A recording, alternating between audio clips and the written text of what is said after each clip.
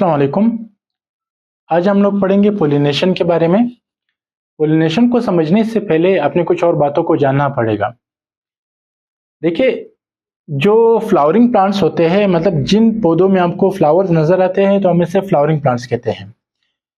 Flowers में आपको male reproductive part भी नजर आएगा और फीमेल रिप्रोडक्टिव पार्ट भी नजर आएगा। मेल रिप्रोडक्टिव पार्ट्स में मेल सेक्स सेल्स बनते हैं और फीमेल रिप्रोडक्टिव पार्ट में फीमेल सेक्स सेल्स बनते हैं। मेल सेक्स सेल्स को हम लोग स्पर्म कहते हैं और फीमेल सेक्स सेल्स को हम लोग एग कहते हैं। अब होता यह है कि मेल सेक्स सेल जो कि स्पर्म है और फीमेल सेक्स सेल जो कि एग है, ये दोनों आपस में मिल जाते हैं। तो जब मेल सेक्स सेल्स और फीमेल सेक्स सेल्स आपस में मिल जाते हैं तो ये नतीजे में जाइगोट बना लेते हैं। जब नतीजे में जाइगोट बन जाता है तो जाइगोट से सीड बन जाता है और सीड से फिर नए प्लांट्स बन जाते हैं, नए पौधे बन जाते हैं। अब सवाल ये है कि जो मेल सेक्स सेल्स और फीमेल सेक्स सेल जब आपस में मिल जाते हैं तो ये कैसे मिलते हैं, किस तरह मिलते हैं, और अगर ये मेल सेक्स और फीमेल सेक्स मतलब स्पर्म और एग जब आपस में मिल भी जाते हैं तो नतीजे में क्या होता है और इस प्रोसेस को क्या कहते हैं। तो चलो जरा समझते हैं, समझेंगे पोलिनेशन के बारे में। पोलिनेशन क्या है? पोलिनेशन दरअसल फ्लावर्स में होता है, फ्लावरिंग प्लांट्स में होता है। पोलिनेशन एक ऐसा प्रोसेस है जिसमें पोलन ग्रेन्स एंथर से ट्रांसफर होते हैं स्टिग्मा तक। मतलब पोलन ग्रेन्स मूव करते, हरकत करते हैं एंथर से स्टिग्मा तक। ऐसे प्रोसेस को हम पोलिनेशन कहते हैं। पोलिनेशन के दो टाइप्स हैं, एक है सेल्फ पोलिनेशन, दूसरा है क्रॉस पोलिनेशन। तो पहले समझते हैं सेल्फ पोलिनेशन। सेल्फ पोलिनेशन में आपके पास एक ही फ्लावर होता है, एक ही फ्लावर में मेल रिप्रोडक्टिव पार्ट भी होता है जिसे हम लोग एंड्रोशियम कहते हैं और फीमेल रिप्रोडक्टिव पार्ट भी जिसे हम लोग गाइनोशियम कहते हैं। अब होता यह है कि एक ही फ्लावर में क्या होता है कि एक ही फ्लावर में एंथर वाले पार्ट में पोलन ग्रेन्स बनेंगे। ये पोलन ग्रेन्स क्या होते हैं, एंथर से ट्रांसफर हो जाएंगे कहां तक? स्टिग्मा तक।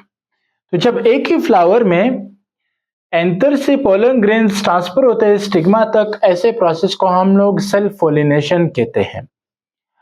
इसके बाद समझते हैं क्रॉस पोलिनेशन। क्या हमारे पास क्रॉस पोलिनेशन क्या है? क्रॉस पोलिनेशन में आपके पास एक नहीं बल्कि दो फ्लावर्स होते हैं, एक फ्लावर ये है और दूसरा फ्लावर ये है। दूसरी बात क्रॉस पोलिनेशन में ये होता है कि जो आपके पास एक फ्लावर होगा, एक फ्लावर में एक रिप्रोडक्टिव पार्ट होगा और दूसरे फ्लावर में दूसरा रिप्रोडक्टिव पार्ट होगा। मिसाल के तौर पर अगर ये जो फ्लावर है, इस फ्लावर में जो है मेल रिप्रोडक्टिव पार्ट होगा तो फिर इसमें फीमेल नहीं होगा। इस फ्लावर में अगर फीमेल रिप्रोडक्टिव पार्ट है तो इसमें मेल नहीं होगा। तो लिहाजा इस फ्लावर में हमारे पास ये जो मेल रिप्रोडक्टिव पार्ट है तो फिर इस फ्लावर में आपके पास मेल रिप्रोडक्टिव पार्ट नहीं होना चाहिए।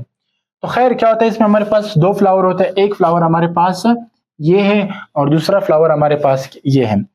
इसमें एंथर में आपके पास पोलन ग्रेन्स बनेंगे और ये पोलन ग्रेन्स क्या हो जाएंगे, ट्रांसफर हो जाएंगे एंथर से लेकर स्टिग्मा तक। तो इसमें एक ही फ्लावर के एंथर से पोलन ग्रेन्स ट्रांसफर हो जाएंगे स्टिग्मा तक। दोबारा सुनो, क्रॉस पोलिनेशन में हमारे पास दो फ्लावर्स होते हैं या फिर दो प्लांट्स के फ्लावर्स होते हैं जिसमें हमारे पास किसी फ्लावर के एंथर से पोलन ग्रेन ट्रांसफर होते हैं दूसरे फ्लावर के स्टिग्मा तक। ऐसे प्रोसेस को हम लोग क्रॉस पोलिनेशन कहते हैं। अब होता यह है कि जो पोलिनेशन है क्या ये खुद ब खुद होता है? जी नहीं, पोलिनेशन का कोई ना कोई जरिया जरूर होता है। मतलब पोलिनेशन वाटर के जरिए भी होता है, पानी के जरिए भी पोलिनेशन होता है। जो पोलन ग्रेन्स है वो पोलन ग्रेन्स पानी में गिर जाते हैं, फिर वो पानी जो है वो पोलन ग्रेन्स अपने टारगेटेड एरिया तक पहुंचा देते हैं या स्टिग्मा तक पहुंचा देते हैं। पोलिनेशन हवा के जरिए भी होता है कि हवा के जरिए जो है वो पोलन ग्रेन्स एंथर से स्टिग्मा तक ट्रांसफर हो जाते हैं।